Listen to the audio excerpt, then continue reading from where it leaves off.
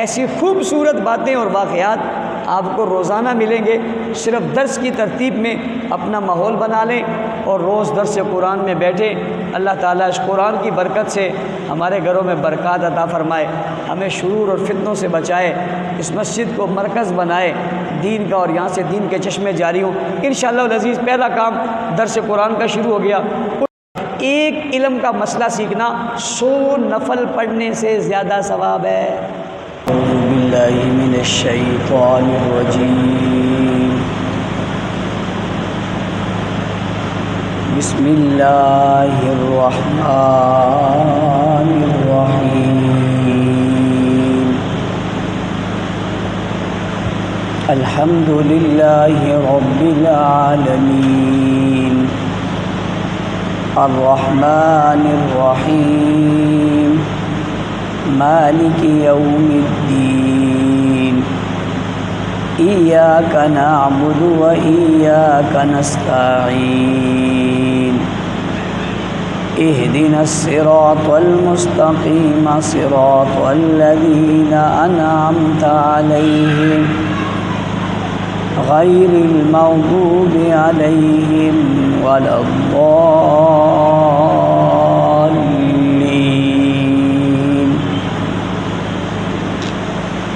صدق اللہ العظیم۔ گرامی قدر سامعین کرام، میرے عزیز دوستوں، ساتھیوں اور بزرگوں، میرے اور آپ کے لیے بڑی خوشی اور مسرت کا موقع ہے کہ درس قرآن کریم کی اس افتتاحی تقریب میں ہم شریک ہیں، اور قرآن کریم کو سمجھنا، پڑھنا اور سیکھنا ہر مسلمان کے لیے ضروری ہے۔ اللہ تعالیٰ نے قرآن پاک کا جو نزول کیا ہے، یہ نزول قرآن صرف برکت کے لیے نہیں ہے، صرف یہ نیکی لینے کے لیے نہیں ہے، بلکہ قرآن کریم کے نزول کا مقصد اس پر عمل کرنا ہے۔ یہ کتاب مبین ہے، اور یہ کتاب لا ریب ہے، اور یہ کتاب انقلاب ہے، اور یہ کتاب حکمت ہے۔ میری آپ تمام حضرات سے یہ درخواست ہوگی، بالخصوص جو اہل محلہ کے حضرات ہیں، نوجوانوں سے بھی اور بزرگوں سے بھی، جب درس قرآن شروع ہو تو آپ اس میں اپنی حاضری کو یقینی بنائیں۔ کوشش کریں کہ آپ درس قرآن میں شرکت کے لیے اپنے کام کاج سے فارغ ہو کر عشاء میں آپ جہاں بھی ہیں مسجد پہنچیں، پھر درس قرآن میں شامل ہونے کے لیے آپ اپنے ساتھ قرآن پاک لائیں، اور جب امام صاحب قرآن پاک کی تشریح اور ترجمہ آپ کو بتائیں تو آپ اسے غور سے سنیں، اس میں دیکھ کر کہ یہ آیت کے نیچے اس کا ترجمہ کیا بن رہا ہے، پھر اس ترجمے کی تشریح کیا بن رہی ہے، اس کا مطلب کیا ہے۔ اس آیت کے نازل کرنے کا اللہ تعالیٰ کا کیا مقصد ہے، جو اللہ تعالیٰ نے آسمان سے جبرائیل امین کے ذریعے یہ کتاب مطہر اتاری ہے، اس کا مقصد کیا ہے۔ یقیناً یہ بات تو یقینی ہے کہ قرآن حکیم کا نزول بغیر مقصد کے نہیں ہے، اس لیے کہ یہ سب سے آخری اور سب سے بڑی کتاب ہے۔ تو آیا یہ جو سورہ فاتحہ پڑھی گئی ہے، اس کا مطلب کیا ہے؟ اس میں ہم اپنے اللہ سے کیا کہہ رہے ہیں، یا ہمارا اللہ ہمیں کیا کہہ رہا ہے؟ اس کے سمجھنے کے لیے آپ حضرات اپنا قرآن پاک لیں، اپنی ٹپائی لیں اور ذوق اور شوق کا مظاہرہ کریں اور امام صاحب کے ارد گرد یوں اپنی ٹپائیاں لے کر بیٹھ جائیں جیسے واقعی تعلیم کا مرکز ہے اور واقعی کوئی درس ہو رہا ہے، صرف رسمی نہیں ہے۔ اس وقت جو آپ اور میں بیٹھے ہیں ہم ایک رسماً بیٹھے ہیں کہ چلو جی مولوی صاحب کچھ کہیں گے ہم کچھ سن لیں گے، نہیں، آپ نے بیٹھنا ہے تو اہتمام کے ساتھ قرآن پاک ساتھ لے کر، جو پڑھے لکھے حضرات ہیں وہ قلم ساتھ لیں اور جو قرآن پاک ان کے پاس ہے اس پر وہ نوٹ لکھے کہ یہاں یہ کہا اور اس آیت کا مقصد یہ ہے تاکہ انہیں پھر وہ یاد رہے۔ تو یہ ہوگا درس قرآن کا اہتمام کہ ہم اہتمام کے ساتھ اسے پڑھ رہے ہیں، اور جو نوجوان ہیں وہ نوجوان بھی خصوصیت کے ساتھ آئیں اور بزرگوں کے ساتھ بیٹھیں اور قرآن پاک کو سمجھیں۔ جب درس ختم ہو جائے تو پھر آپ کے ذہن میں کوئی اشکال پیدا ہو، کوئی سوال پیدا ہو، آپ کسی بات کو سمجھنا چاہتے ہوں تو آپ امام صاحب سے کہیں کہ آپ نے یہ کہا، اس کا ذرا مزید تشریح کیجئے تاکہ ہماری سمجھ میں آ جائے۔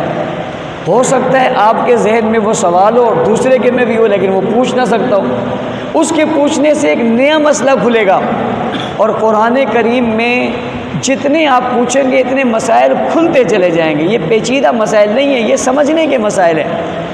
قرآن کریم کے بارے میں 3 چیزیں اللہ نے ذکر کی۔ پہلی چیز فرمائی ھدی للمتقین، یہ تقوی اور متقین والوں کے لیے ہدایت کی کتاب ہے۔ دوسرا کہا کہ ھدی للناس، یہ لوگوں کی ہدایت کے لیے، اور تیسرا کہا ھدی للعالمین، یہ سارے عالم کی ہدایت کے لیے،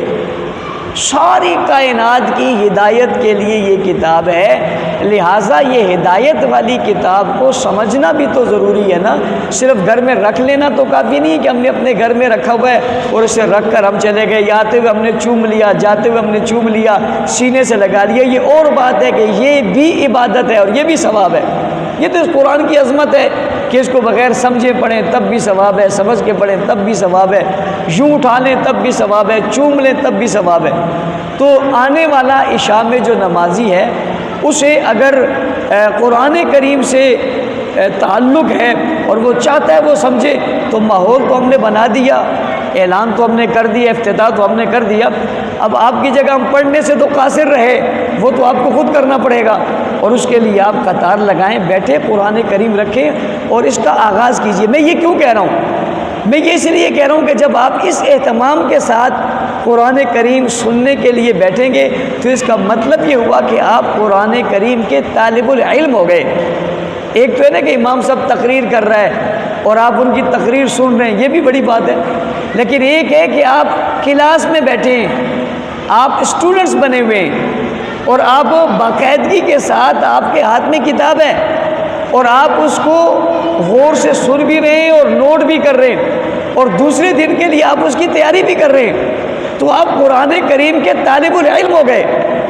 اور آپ کی عمر اگر زیادہ ہے اور آپ طالب العلم ہیں اور اگر آپ اس کے پڑھتے پڑھتے کسی آدمی کا انتقال ہو جاتا ہے تو وہ قرآن کا طالب العلم ہے، جب وہ اٹھے گا تو عالم اٹھے گا، جب وہ قبر سے اٹھے گا تو عالم اٹھے گا، اس لیے کہ پڑھتا پڑھتا گیا ہے، اور جب کہ پڑھتا پڑھتا دنیا سے جائے تو اللہ تعالیٰ اسے اپنے فضل و کرم سے جب قبر سے اٹھاتے ہیں تو عالم بنا کر اٹھا دیتے ہیں۔ تو بھائی ہم نے سننا ہی ہے اور ہم نے بیٹھنا ہی ہے، تو اس اہتمام کے ساتھ کیوں نہ بیٹھیں کہ ہم بحیثیت ایک طالب العلم کے اور ایک اسٹوڈنٹس کے سامنے بیٹھ کر اسے سمجھنے کی کوشش کریں اور اس پر توجہ دیں، پھر اپنے گھر میں جائیں، اپنے گھر میں تفسیر پڑھی ہوگی اس تفسیر میں بھی اسے پڑھیں، تفصیل کے ساتھ پڑھیں، علماء نے بڑی تفاصیل لکھی ہے۔ تو امام صاحب کی آپ درس بھی سنیں اور سننے کے بعد آپ گھر میں جا کر اس کی تفسیر اور تشریح خود بھی دیکھیں اور جو اشکال پیدا ہو وہ پوچھیں بھی۔ اس طرح آپ اس کے ساتھ باقاعدگی کے ساتھ وابستہ ہو جائیں گے اور آپ کل کہہ سکیں گے کہ ہم نے تو قرآن کریم ترجمے کے ساتھ پڑھا ہے اور واقعی آپ پڑھ رہے ہیں، اور ایک وقت آئے گا جب پورے کا پورا قرآن پاک آپ پورا کریں گے۔ مولانا وسیم صاحب جو آپ کے یہاں امام ہیں اور میں ان کو یہاں سے وہاں سے لے کر آیا، آپ کے علم میں تو نہیں ہے، میں تو ان کو یہاں چھوڑ کر چلا گیا، میرے ساتھ کیا ہوا یہ تو آپ کے علم میں نہیں۔ ان کے جو سابقہ مقتدی تھے وہ سارے میرے گھر پر انہیں دعویٰ بول دیا اور پوری بسیں لے کر آ گئے اور مجھے کہا کہ آپ کو کراچی میں کوئی اور نہیں ملا تھا، ہمارا امام لے گئے، واپس لے کر آؤ۔ تو میں نے ان سے بڑی منت سماجت کی کہ یار مجھے اب چھوڑ دو، میں انشاءاللہ کوشش کروں گا، جلدی لے آؤں گا۔ وہ بالکل ایک بات ماننے کو تیار نہیں۔ اس کی وجہ کیا ہے؟ اس کی وجہ یہ کہ انہوں نے وہاں پر اپنا وقت گزارا اور اتنا خوبصورت گزارا کہ ہر چھوٹا بڑا ان کا معتقد ہے، اور پورا قرآن کریم ترجمے کے ساتھ اس محلے والوں کو پڑھایا، اور اس رمضان المبارک میں اس کا اختتام ہوا۔ یعنی رمضان المبارک میں جہاں تراویح میں ختم تھا، وہاں تفسیر کا بھی ختم تھا، اور وہ تفسیر کے ختم میں، اور اس کا آغاز وہاں بھی میں نے ہی کیا تھا الحمدللہ، یہ اعزاز بھی مجھے حاصل تھا، یہاں بھی مجھے حاصل ہوا کہ میں اس کا افتتاح کر رہا ہوں، اور انشاءاللہ اللہ نے زندگی چھوڑی تو ہم اختتام بھی کریں گے، اور اس کی باقاعدہ اور خوبصورت آپ اسٹوڈنٹس کی طرف سے ایک تقریب ہوگی، جو پڑھنے والے بزرگ ہیں اور بھائی ہیں وہ اس کی تقریب اہتمام سے کریں گے اور بہت خوبصورتی سے اسے کریں گے۔ اس لیے آپ اسے خصوصیت کے ساتھ پڑھیں اور اس پر توجہ دیں۔ اللہ تعالیٰ